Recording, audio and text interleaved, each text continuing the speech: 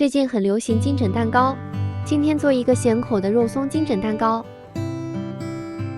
玉米油、纯牛奶到一起搅拌至乳化，低筋面粉泡打粉过筛，加入蛋黄进自搅拌无颗粒状态，蛋清加入柠檬汁、白砂糖分3次加热，打成大煎沟的状态，加入玉米淀粉，最后打至隐形的小煎沟。蛋白分2次加入面糊里，翻拌均匀。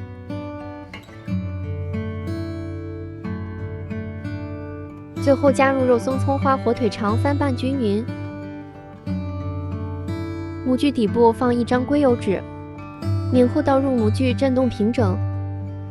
用黄油挤出1条线，两边撒上肉松、葱花、火腿肠，